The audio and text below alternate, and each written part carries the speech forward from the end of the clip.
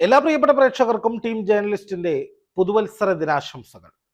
ഈ പുതുവർഷം എല്ലാവർക്കും ഒരു നല്ല വർഷമാകട്ടെ എന്ന് ആശംസിക്കുകയാണ്. അതോടൊപ്പം ഇത്രയും നാൾ ഞങ്ങളെ അകമഴിഞ്ഞു പിന്തുണച്ച എല്ലാ പ്രേക്ഷകർക്കും നന്ദി രേഖപ്പെടുത്തുകയാണ്. ഞങ്ങളെ വിമർശിച്ചവർക്കും തെറ്റുകൾ ചൂണ്ടിക്കാണിച്ചവർക്കും ഒക്കെ ഞങ്ങളുടെ നന്ദി. അതോടൊപ്പം ഈ പിന്തുണയും ഈ സ്നേഹവും ഇതുപോലെ ഈ വർഷവും തുടരണമെന്ന് അഭ്യർത്ഥിക്കുകയുമാണ്. ചാനൽ സബ്സ്ക്രൈബ് ചെയ്യാത്തവർ ഒന്ന് സബ്സ്ക്രൈബ് ചെയ്യുകയും ചെയ്യുക.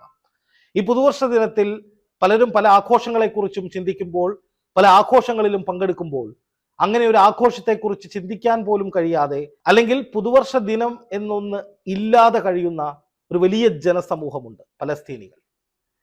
ഈ പുതുവർഷം ആഘോഷിക്കാൻ പോലും ഞാൻ തയ്യാറായിരുന്നില്ല. അതിന് കാരണം ഗസയിലെ ജനങ്ങളുടെ വിലാപമാണ് മനസ്സിൽ. അവരുടെ അവസ്ഥയെക്കുറിച്ച് ഓർത്താണ് മനസ്സ് വിങ്ങുന്നത്. വെറുതെ പറയുകയല്ല. മനസാക്ഷിയുള്ള ഒരുവനും ഈ പുതുവർഷ ദിനത്തിൽ ഗസയെ വിസ്മരിച്ചുകൊണ്ട്, പലസ്തീനെ വിസ്മരിച്ചുകൊണ്ട് മുന്നോട്ട് പോകാനാകില്ല. ഏത് നിമിഷവും മരണം മുന്നിൽ കണ്ടുകൊണ്ട് നീറി കഴിയുന്ന ലക്ഷക്കണക്കിന് ജനങ്ങൾ, അകാലത്തിൽ പൊലിഞ്ഞുപോയ ആയിരക്കണക്കിന് കുരുന്നുകൾ, സ്ത്രീകൾ. ഇനിയും മരണസംഖ്യ ഉയരും എന്നു തന്നെയാണ് ഗസയിൽ നിന്ന് വരുന്ന ഏറ്റവും പുതിയ വിവരങ്ങളും സൂചിപ്പിക്കുന്നത്. 22,000-ലേക്ക് അടുക്കുകയാണ് മരണസംഖ്യ. ആക്രമണം കടുപ്പിക്കാൻ ഇസ്രായേൽ വീണ്ടും ആഹ്വാനം ചെയ്യുന്നു. നെതന്യാഹു ആര് പറയുന്നതും കേൾക്കാതെ ഗസയിൽ കൂട്ടക്കുരുതി ആവർത്തിച്ചാലേ തനിക്ക് സമാധാനം കിട്ടൂ, അല്ലെങ്കിൽ ശാന്തി ഉണ്ടാകൂ എന്ന മട്ടിൽ നിരന്തരമായി തുടരാക്രമണങ്ങൾക്ക് ഉത്തരവിട്ടുകൊണ്ടേയിരിക്കുകയാണ്. ഈ ഘട്ടത്തിലും ഹമാസിന്റെ പ്രത്യാക്രമണം അതിശക്തമാണ്. ഇസ്രായേലിന്റെ നിരവധി വാഹനങ്ങളും ആയിരക്കണക്കിന് സൈനികരെയും കൊന്നൊടുക്കിയതായി ഹമാസ് അവകാശപ്പെടുന്നുണ്ട്. അതുപോലെ തന്നെ പലസ്തീനികൾക്ക് പിന്തുണയുമായി ഇസ്രായേലിനെതിരെ ഹൂത്തികളും ഹിസ്ബുള്ളയും ഒക്കെ ആക്രമണങ്ങൾ കടുപ്പിക്കുകയാണ്. ഹിസ്ബുള്ളയുടെ ഓരോ ദിവസത്തെയും നീക്കങ്ങൾ മാരകമാണെന്ന് പറയാതിരിക്കാനാകില്ല. ഇന്നലെയും IDFന്റെ പോസ്റ്റുകൾക്ക് നേരെ ഹിസ്ബുള്ളയുടെ ആക്രമണം ഉണ്ടായി. അതവർ വെറുതെ പറയുന്നതല്ല, അവരത് അവകാശവാദം ഉന്നയിച്ചതിന് ശേഷം അതിന്റെ പല വീഡിയോകളും അവർ പുറത്തു വിടുന്നുണ്ട്. അതായത് ഇസ്രായേലിന്റെ പോസ്റ്റുകളിലേക്ക് ഇവരിടുന്ന മിസൈലുകൾ, ബാലിസ്റ്റിക് മിസൈലുകൾ അടക്കമുള്ള, അല്ലെങ്കിൽ പുതിയ അത്യാധുനിക മിസൈലുകൾ അടക്കം അവിടെ ചെന്ന് തകർത്ത് കളയുന്ന ദൃശ്യങ്ങളൊക്കെ പുറത്തു വരുന്നുണ്ട്. ഇപ്പൊ ഏറ്റവും പുതിയ ഒരു അപ്ഡേറ്റ് എന്ന് പറയുന്നത് ഈ യുദ്ധം വ്യാപിക്കുകയാണ് എന്നുള്ളതാണ്. ഇപ്പൊ ഹൂത്തികളുടെ നേതൃത്വത്തിൽ ചെങ്കടലിൽ നടക്കുന്ന ആക്രമണം അതിന്റെ മൂർധന്യാവസ്ഥയിലേക്ക് അവർ കൊണ്ടുപോകാൻ തീരുമാനിച്ചു എന്ന് വേണം കരുതാൻ. കാരണം അമേരിക്ക കടലിൽ പട്രോളിംഗ് നടത്തുന്നതിനിടെ ഇന്നലെ ഒരു കപ്പലിന് നേരെ, ഒരു ചരക്ക് കപ്പലിന് നേരെ മിസൈൽ ആക്രമണം ഉണ്ടായിരുന്നു. മിസൈൽ ഈ കപ്പലിൽ വീണ് പതിക്കുകയും ഈ മിസൈൽ ഈ കപ്പലിൽ വീണ് പതിക്കുന്നതിന്റെയും ആ കപ്പൽ അഗ്നിക്കിരയാകുന്നതിന്റെയും ദൃശ്യങ്ങൾ പുറത്തു വന്നു.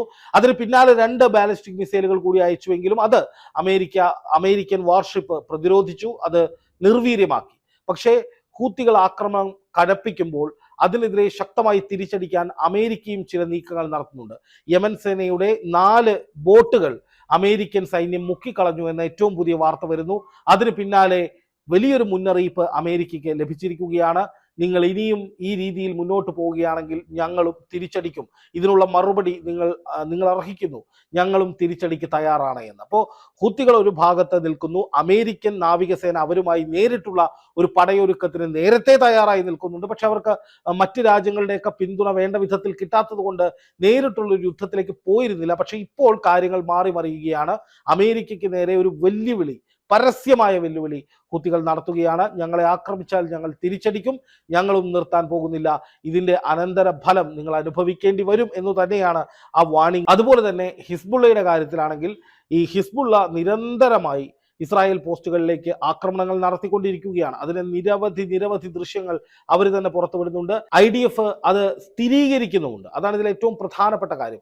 ഈ ഹൂത്തികൾ വെറുതെ പറയുന്നതല്ല. IDF ഞങ്ങൾക്ക് നോർത്തേൺ ഇസ്രായേലിലേക്ക് വലിയ തോതിൽ ആക്രമണങ്ങൾ നേരിടേണ്ടി വരുന്നുണ്ട് എന്നും ഞങ്ങൾ തിരിച്ചടിക്കും എന്നും കൃത്യമായി പറയുന്നുണ്ട്. അപ്പോൾ ലെബനനിലേക്ക് ഇസ്രായേലിന്റെ ഒരു ആക്രമണം ഏത് നിമിഷവും ഉണ്ടായേക്കാം എന്ന ഒരു സൂചന ഇപ്പോൾ ശക്തമാണ്. മുമ്പ്, അതായത് ഏതാണ്ട് ഒരു 3 ആഴ്ച മുമ്പ് ഹിസ്ബുള്ളക്കെതിരെ ലെബനനിലേക്ക് ആക്രമണം നടത്തും, ഞങ്ങൾ ഒരു തരത്തിലും കയ്യും കെട്ടി നോക്കിയിരിക്കില്ല എന്ന് ഇസ്രായേൽ പറഞ്ഞിരുന്നു. പക്ഷെ അതിനുശേഷം അമേരിക്ക ഇടപെട്ടാണ് ആ ടെൻഷൻ തണുപ്പിച്ചത്. പക്ഷെ അതിനുശേഷവും ഹിസ്ബുള്ള തുടർച്ചയായി ആക്രമണം നടത്തുന്ന സാഹചര്യത്തിൽ ഞങ്ങൾക്ക് തിരിച്ചടിച്ചേ പറ്റൂ എന്ന നിലയിലേക്ക് ഇസ്രായേൽ എത്തുന്ന ഒരു സാഹചര്യമുണ്ട്. അങ്ങനെ ലെബനനിലേക്കും ഒരു ആക്രമണത്തിന് സാധ്യതയുണ്ട്. അപ്പോൾ യമനും ലെബനനും ഇസ്രായേലും അമേരിക്കയും കൂടി തിരിച്ചാക്രമിക്കാനുള്ള സാധ്യതയുണ്ട്, അല്ലെങ്കിൽ അത് ശക്തമാകുന്നു എന്ന നിലയിലേക്ക് കാര്യങ്ങൾ വരുന്നു. അതോടൊപ്പം തന്നെയാണ് ഇറാന്റെ നീക്കം. ഇപ്പൊ ഈ സമീപകാലങ്ങൾ ഇപ്പൊ ഈ ഇറാന്റെ സൈനിക ഉപദേഷ്ടാവിനെ വധിച്ചതിന് പിന്നാലെ തുടർച്ചയായ ആക്രമണങ്ങളാണ് ഹിസ്ബുള്ളയും ഹൂത്തികളും ഹമാസും ഒക്കെ ഇസ്രായേൽ സൈന്യത്തിന് നേരെ നടത്തിക്കൊണ്ടിരിക്കുന്നത്. ഹമാസ് ആണെങ്കിൽ ഇസ്രായേൽ സൈനികരുടെ തലവന്മാരെ, അല്ലെങ്കിൽ ആ സൈനിക ട്രൂപ്പിനെ ഹെഡ് ചെയ്യുന്നവരെ തെരഞ്ഞു പിടിച്ച് അറ്റാക്ക് ചെയ്യുന്ന നിലയിലേക്ക് കാര്യങ്ങൾ മാറ്റി. ഹിസ്ബുള്ളയാണെങ്കിൽ സൈനിക ആസ്ഥാനത്തേക്ക്, ഇസ്രായേലിലെ സൈനിക ആസ്ഥാനത്തേക്ക് പോലും മിസൈലുകൾ വർഷിക്കുന്ന സാഹചര്യമുണ്ടായി. അതിൻ്റെ വീഡിയോകളും അതിൻ്റെ കൃത്യമായ വിവരങ്ങളും അവർ പുറത്തുവിടുകയാണ്. മണിക്കൂർ കണക്കെ തുടർച്ചയായ ആക്രമണങ്ങൾ അവർ നടത്തിക്കൊണ്ടിരിക്കുകയാണ്. അപ്പോൾ ഇതൊക്കെ നടക്കുന്നത് ഇറാന്റെ പിന്തുണയോട് കൂടിയാണ് എന്ന വാദം ശക്തമാണ്. അമേരിക്കയും ഇസ്രായേലും ഒക്കെ പറയുന്നത് ഇത് ഇറാൻ ബാക്ക് ചെയ്തിട്ടുള്ള, അല്ലെങ്കിൽ ഇറാൻ പിന്തുണച്ചുകൊണ്ടുള്ള ഒരു വലിയ അറ്റാക്കാണ് നടക്കുന്നതെന്ന് അവർ പറയുന്നത്. അപ്പോൾ സ്വാഭാവികമായിട്ടും ഇറാനെ ഈ യുദ്ധക്കളത്തിൽ ഇറക്കുക, അല്ലെങ്കിൽ ഇറാനും കൂടി ഈ യുദ്ധത്തിന്റെ ഭാഗമായാൽ ഇറാനെതിരെയും അറ്റാക്ക് ശക്തമാക്കുക എന്നൊരു തന്ത്രത്തിന്റെ ഭാഗമായി കരുതിക്കൂട്ടി ഇറാനെ പ്രൊവോക്ക് ചെയ്തതാണോ എന്ന ചർച്ചകളും ഒരു വശത്ത് നടക്കുന്നുണ്ട്. എന്തായാലും ഇറാനും കൂടി കളത്തിൽ ഏതാണ്ട് ഇറങ്ങിയ മട്ടിലാണുള്ളത്. ഇറാന്റെ വലിയ പിന്തുണയോട് കൂടിയാണ് ഇപ്പോൾ ഇസ്രായേലിന് ചുറ്റും ആക്രമണം നടക്കുന്നത്. ഇസ്രായേലിന്റെ ചുറ്റുപാടും ആക്രമണങ്ങളാണ്. ഹമാസും ഹൂത്തികളും അതുപോലെ തന്നെ ഹിസ്ബുള്ളയും ഒക്കെ ചേർന്ന് നല്ല രീതിയിലുള്ള പ്രതിസന്ധികൾ, വലിയ രീതിയിലുള്ള സമ്മർദ്ദങ്ങൾ ഇസ്രായേലിന് കൊടുക്കുന്നുണ്ട്. അപ്പൊ അതിനെ എങ്ങനെ അതിജീവിക്കും എന്നൊരവസ്ഥയിൽ നിൽക്കുക തന്നെയാണ് ഇസ്രായേൽ. കാരണം അവർക്ക് പറഞ്ഞ വാക്ക് പാലിക്കണമെങ്കിൽ വെറുതെ ഗസയിൽ പോയി 10,000-കണക്കിന് ആളുകളെ കൊന്നാൽ പോരാ, മറിച്ച് ബന്ദികളെ വീണ്ടെടുക്കണം, ബന്ദികളെ തിരിച്ചു കൊണ്ടുവരണം. അതുപോലെ തന്നെ ഈ പറയുന്ന ഹമാസിനെ തീർക്കണം. ഹമാസിന്റെ എല്ലാ ആളുകളെയും ആ തുരങ്കങ്ങളടക്കം തകർത്ത് തീർത്തെങ്കിൽ മാത്രമേ ഇസ്രായേലിന്റെ അവകാശവാദങ്ങൾ പൂർത്തീകരിക്കൂ, അല്ലെങ്കിൽ പറഞ്ഞതെല്ലാം അവർ ചെയ്തു എന്ന് പറയാൻ പറ്റൂ. അപ്പൊ അത്തരം ഒരു സാഹചര്യം പോലും ഇപ്പോൾ നിലവിലില്ലാത്ത ഒരു അവസ്ഥയാണ് ഇസ്രായേലിനുള്ളത്. അതുപോലെ തന്നെ ചുറ്റുപാടും സമ്മർദ്ദം വർദ്ധിക്കുന്നു. ചെങ്കടലിൽ ഹൂത്തികൾ ബ്ലോക്കിംഗ് തുടരുന്നിടത്തോളം കാലം ഇസ്രായേലിലേക്ക് ചരക്ക് ഗതാഗതം എത്താത്ത സാഹചര്യം വരും. അത് വലിയ പ്രതിസന്ധി ഉണ്ടാക്കും, സാമ്പത്തിക നഷ്ടം ഉണ്ടാക്കും, അങ്ങനെ വലിയ പ്രശ്നങ്ങൾ ഉണ്ടാകും. അതിന് കൂടെയാണ് ഹമാസ് ഈ ഇസ്രായേലിന്റെ സൈനികരെ കൂട്ടത്തോടെ കൊന്നൊടുക്കുന്ന വീഡിയോകൾ പുറത്തു വരുന്നത്. ഇസ്രായേലിന്റെ സൈനിക വാഹനങ്ങൾ തകർക്കുന്നു, ജീപ്പുകൾ തകർക്കുന്നു, അതുപോലെ തന്നെ ടാങ്കുകൾ തകർക്കുന്നു, സൈനികരെ വീട്ടിനുള്ളിൽ ലോക്ക് ചെയ്തിട്ട് ബോംബ് സ്ഫോടനത്തിലൂടെ വധിക്കുന്നു. അങ്ങനെ നിരവധിയായ ദൃശ്യങ്ങളും പുറത്തു വരികയാണ്. അപ്പോൾ ഈ ഒരു സാഹചര്യത്തിൽ ഇസ്രായേൽ തിരിച്ചടി ശക്തമാക്കി കഴിഞ്ഞാൽ, അത് ഇപ്പോൾ അവർ ചെയ്യുന്നതാണ്, ഞങ്ങൾക്കൊന്നും സംഭവിച്ചിട്ടില്ല എന്ന് ലോകത്തെ അറിയിക്കാൻ വേണ്ടി കൂടി തന്നെ ഈ ഗസയിലേക്ക് വ്യോമാക്രമണം കടുപ്പിക്കുകയാണ്. അപ്പൊ അങ്ങനെ വ്യോമാക്രമണം കടുപ്പിക്കുമ്പോൾ ഹിസ്ബുള്ളയും ഹൂത്തികളും ഒക്കെ ഹമാസും ഒക്കെ ശക്തമായി തിരിച്ചടിക്കും. അപ്പൊ അതിന് തിരിച്ചടിക്കാൻ വേണ്ടി ഇസ്രായേലും അമേരിക്കയും ഇപ്പോൾ മുന്നോട്ട് പോകുന്നു. അപ്പൊ അതിന്റെ ഭാഗമായി ഇറാനും സർവൈലൻസിൽ വരുന്നു. ഇപ്പൊ ഇനി ഉണ്ടാകാൻ പോകുന്ന ഒരു കാര്യമെന്ന് പറഞ്ഞാൽ യമനിലേക്കും ലെബനിലേക്കും ഒക്കെ ആക്രമണങ്ങൾ ഉണ്ടാകും. അതൊരു യുദ്ധത്തിന്റെ രീതിയിലേക്ക് വ്യാപിക്കും. അതിന് തിരിച്ചടികൾ ഉണ്ടാകും. അപ്പോൾ അമേരിക്കയ്ക്ക് ചെങ്കടലിൽ കൂടുതൽ രാജ്യങ്ങൾ ചിലപ്പോൾ സഹായവുമായി വന്നേക്കും. ഹൂത്തികൾക്ക് സഹായവുമായി ഇറാന്റെ പിന്തുണയോടുകൂടി മറ്റു പല നീക്കങ്ങളും ഉണ്ടായേക്കും. ലെബനിലും സമാനമായ സാഹചര്യം ഉണ്ടായേക്കാം.